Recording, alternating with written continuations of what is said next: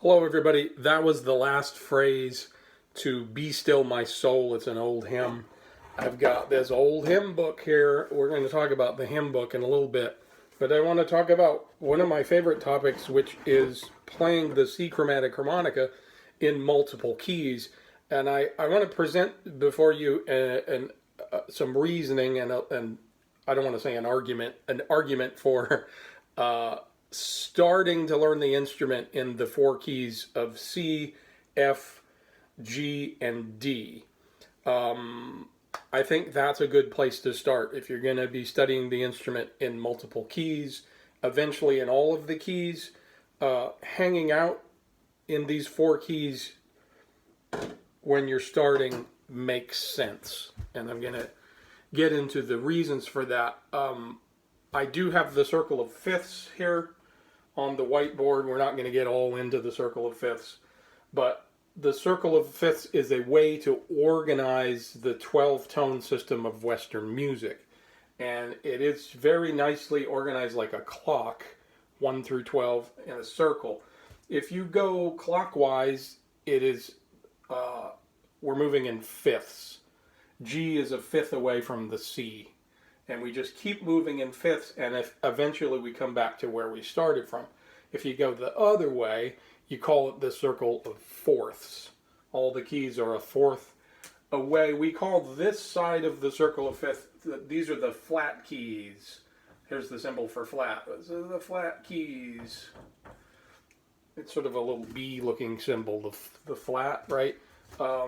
We call this right side of the circle of fifths the sharp keys. These are the sharp keys. And the phenomena is that we have the key center with the least amount of sharps and flats at the very top. That's the key of C. At its most basic level, the C major scale, no sharps and flats. If you were to look on a piano keyboard, it would be all white keys, right? The key with the most sharps or flats is down here, F sharp, also known as G flat. I got to adjust the camera. There's the F sharp, also known as G flat. So as we move to the right, we're adding sharps. So the key of G has one sharp, the key of D has two sharps, the key of A has three, E4, B5. F sharp is going to have 6 sharps in it, and you're going to see the same phenomenon with flats. It'll be 6 flats, am I right? F has 1 flat, B flat 2 flats, 3 flats, 4 flats, 5 flats, 6 flats.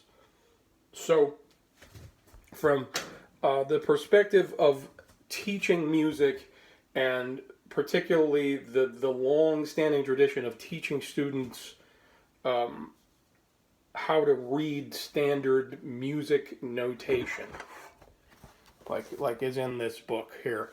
The concept of the key signature is that the F major scale has a B flat in it, so let's just put a B flat in the key signature so we don't have to notate a flat on every B that goes by. And that makes sense as you're writing music, as you're reading music. It just saves a lot of clutter to use a key signature. And it's understood every time you see a B, you're going to play a B flat unless they put what's called an accidental. They'll put a natural symbol. Anyway, so learning a musical instrument, and in order to not overwhelm a young music student who's learning to play the trumpet or the clarinet or the flute or the saxophone or even the piano, it's generally, from a music reading standpoint, it's easier to start at the top of the circle of fifths with 0 sharps and flats, then move on slowly around the circle. But I do, side note, my harmonica method starts in the key of C, and then it features F, G, and D. These are the 4 keys that I'm talking about today. And if we just circle this, you see they all sit nicely at the top of the circle of fifths. As we move either directions, there's more sharps and flats. So this is a long-standing tradition of teaching young music students to start in keys that have the least amount of sharps and flats. Okay, so this is reason number one, and I'm bunching this all together. And I'm also going to say that if you look in any kind of music book, a collection of songs, it could be a book that has Christmas carols, like all the standard keys of Christmas carols, for the most part, you're going to find C, F, you're going to find a lot of songs in G, a lot of songs in D major, and then occasionally some of the other keys, but mostly music. And then out of the hymn book here, that song was in the key of F that I started with, Be Still My Soul. I'm going to go, okay, here's a hymn, O Sacred Head Now Wounded. Key of C, key of F. I'm just going through. I'm skipping the ones that don't support my argument, right? Here is the key of C. Here's the key of D. I am seeing a lot of, here's the key of G. So I think I've mentioned all the keys that I said, the 4 keys.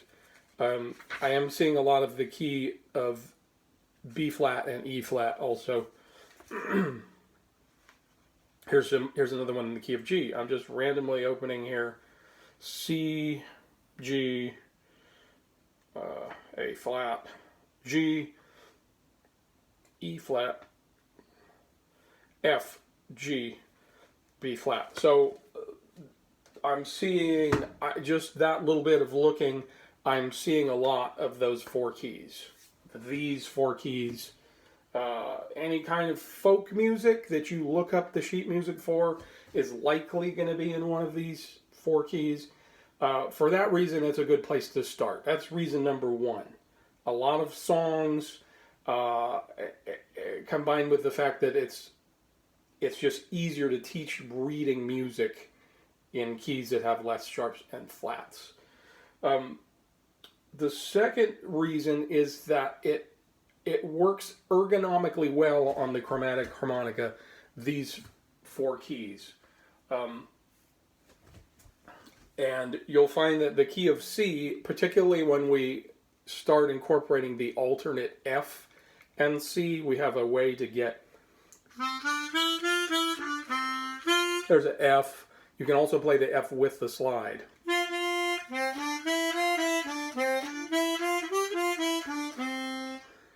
The C in the middle of the harp here and the next octave up,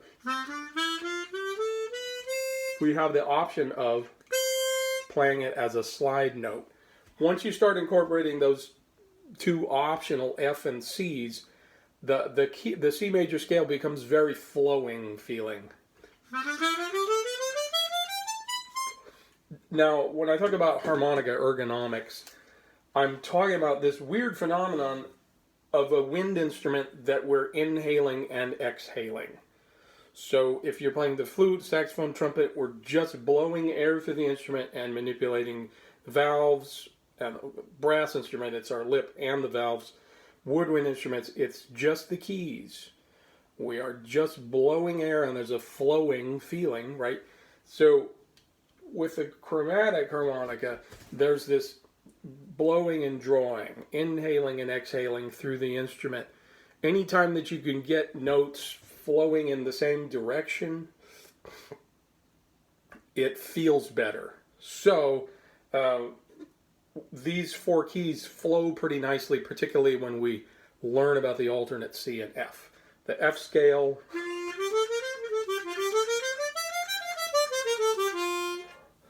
and the G scale is pretty flowing.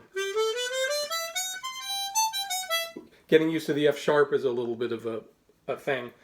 So contrasting those 4 keys to a key like the key of E, for example. The key of E major, there's no way to play the scale without changing breath direction on almost every degree of the scale. it feels choppy.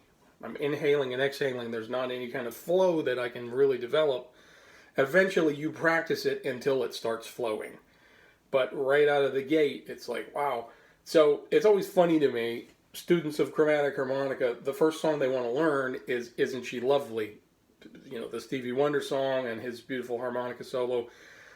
He sticks to the melody for the most part. The melody's in the key of E major, and so we have this harmonica student that's like, what's going on? So the key of E major, not to pick on this key, but not only is it a lot of breath changes, but it's this alternating thing where you are alternating between the slide out and the slide in. We are like changing holes, breath direction, and slide position. All three of those things. And so the key of E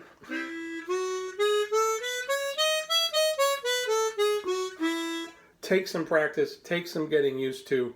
I always feel like students that want to learn how to play Isn't She Lovely, maybe you should try it in another key first and just learn the melody, but they should become familiar with the E major scale. And the weird feeling at first of really a kind of a non-ergonomic harmonica scale, practice it, eventually it starts to flow, but it's just the mechanical principle of pushing and pulling air through the instrument and using the slide. The key of E is not as friendly as E flat or F. So those are two keys that are just a half step away from the E. Anyway, where was I? These four keys flow pretty well on the chromatic harmonica. So that makes sense from a teacher-student perspective. Let's start on these four keys, right? Let's talk about the last one, which I think for most of us, we are blues harmonica players. We're coming from the diatonic harmonica. We want to learn and understand the chromatic harmonica. At least three of these four keys correspond directly to the three most popular positions on the diatonic harmonica. So blues harmonica players will talk about positions, and they will number the positions 1 through 12, just like this, 1 through 12. And so first position is C. This is a C harmonica. On a B flat harmonica, the first position would be B flat. So we are playing in the key that is stamped on the instrument, first position. And what I'm saying is, if you're a student of this instrument and you want to learn chromatic, at least you're bringing something over that's familiar. You know, you're not going to start in the key of E flat or D flat. We're going to start in the key of C, probably is a good idea. So all this kind of stuff, first position.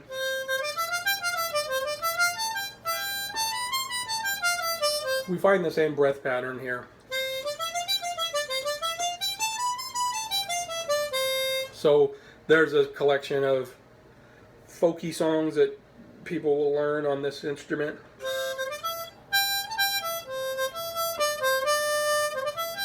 And even if the student can't get one note at a time, the harmonica is very forgiving.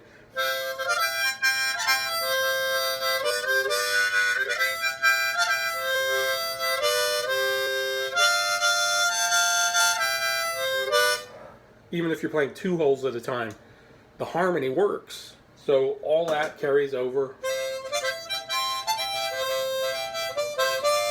Right. It's key of C, first position.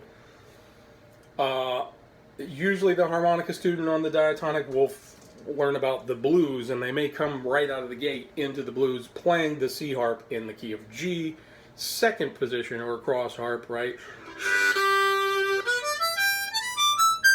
We find that this basic breathing pattern in that second octave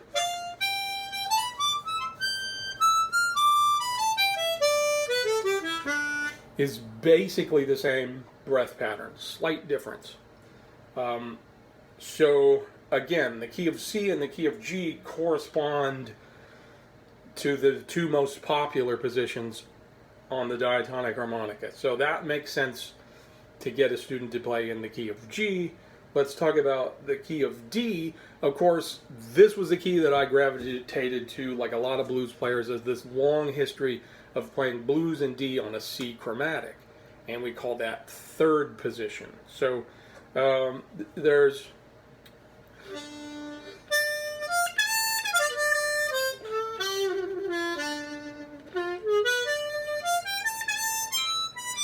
So, just we find that all the draw notes work for a D blues.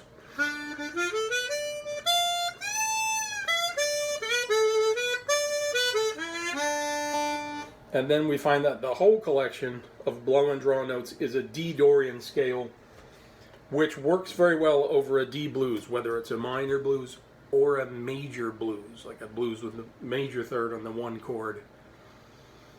So those are the three most popular positions. What about the key of F? That, to me, we're going to jump. We did first position, second position, third position. We are blues harmonica students, but we're learning the chromatic. We want to study the chromatic like it's a real musical instrument and not just stick to trying to play blues. We want to play melodies on it. There's a familiarity with these three positions.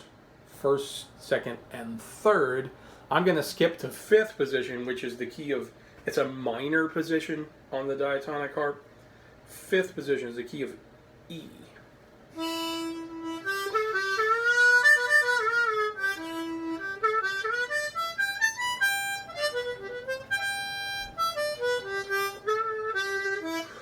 Took me a second there. Let's talk about the key of E on the chromatic, fifth position.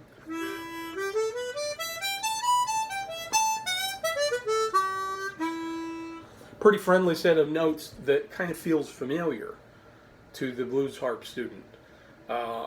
It's because it also corresponds to the G major pentatonic. So, is everybody hanging in there with me with all this music theory? Here's the thing about the chromatic. In this particular key, playing that E minor scale, you can play that same breath pattern if you just hold the slide in, and it will be F minor.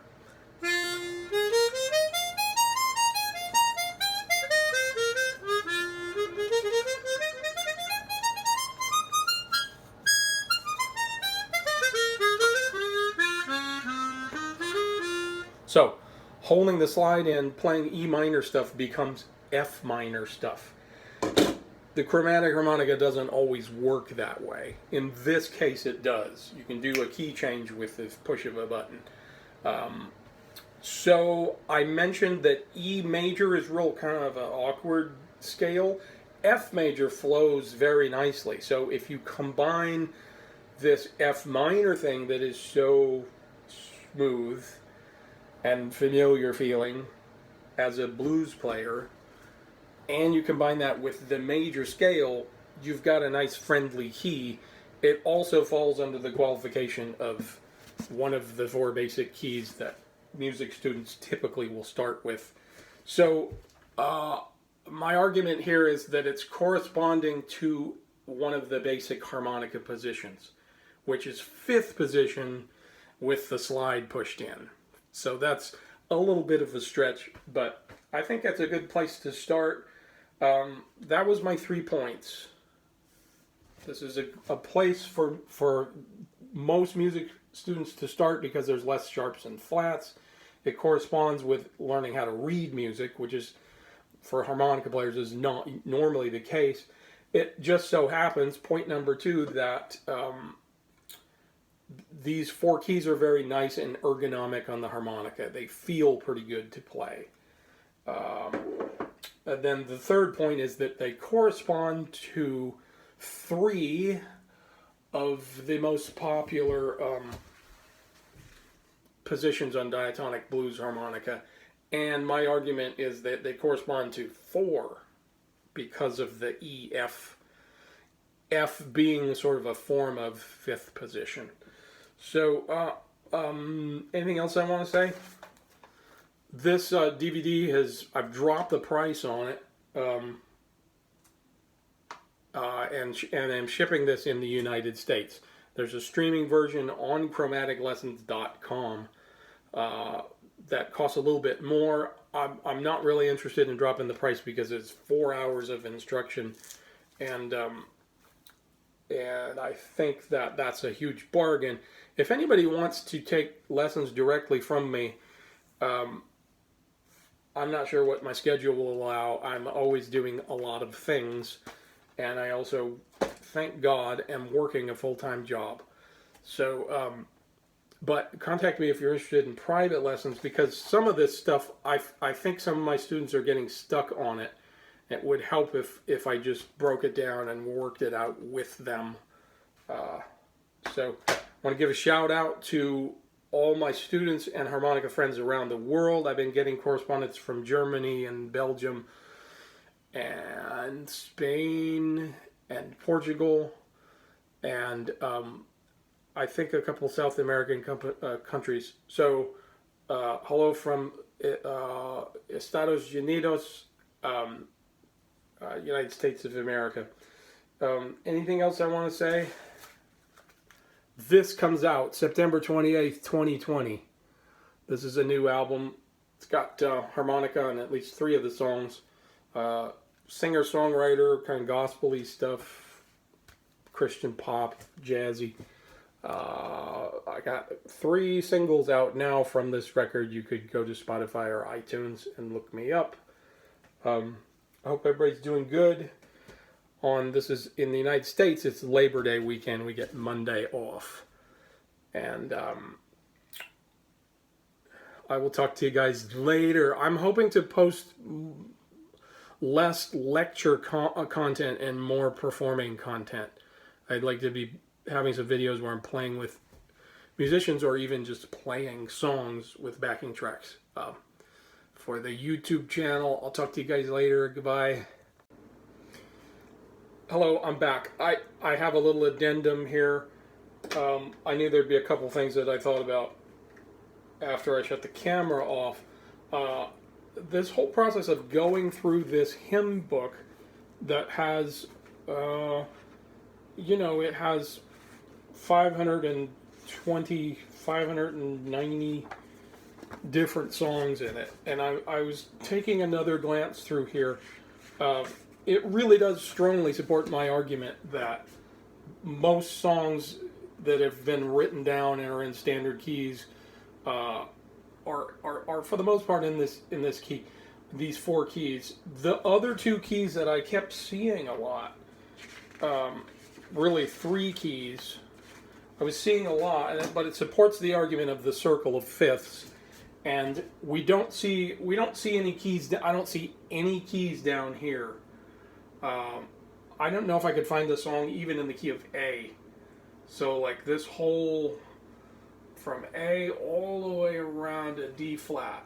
1, 2, 3, 4, 5. 5 keys that they just ignore in this hymn book. So it supports my argument about sticking close to the top. But what I saw, the other keys that I was seeing a lot of B flat, a whole lot of B flat and E flat, and a lot of A flat, not as much. And so you see that it makes sense that they're going around the circle here. So as far as in the hymn book, a lot of these 4 keys plus these 3 keys. And sorry, this is very nerdy of me, but I'm going to keep looking. A flat, G, C, B flat, G, G, C, A. There's one in the key of A. So there's 3 songs in a row in the key of A. B flat, E flat, A flat. So I just don't see anything beyond 4 flats or 3 sharps. I just don't. I just keep turning pages. A lot of the key of A flat. B flat. Anyway, I want to talk about the guitar for a second and how this is a little bit different because of the nature of the way the guitar is tuned. and the open strings and voicings for the open strings. The this thing with the four frequently, used keys for guitar players learning, E and A are very important open string keys for all kinds of different music and the blues included. The circle of four keys that I would outline here as being most frequently played. Okay, I'm not really much of a guitar player, but my limited knowledge of it is that I would draw the circle here. We would have E, A, D, and G. I have been playing a little guitar lately. Those are the four keys that I'm playing in. So, anyway, I just thought that was interesting. You will see a lot of this sticking to the top part of the circle of fifths. This area is like, I don't want to say that it's no man's land. These actually turn out to be very cool keys to play all of the musical instruments in these keys. It's just a little harder to teach them, especially if you're dealing with standard notation. And we also find that there's some of these keys are actually very ergonomic on the chromatic harmonica. D flat actually turns out to be very nice, as does the key of B. I like the key of B. So don't be scared of these exotic keys. I'll talk to you guys later. Bye.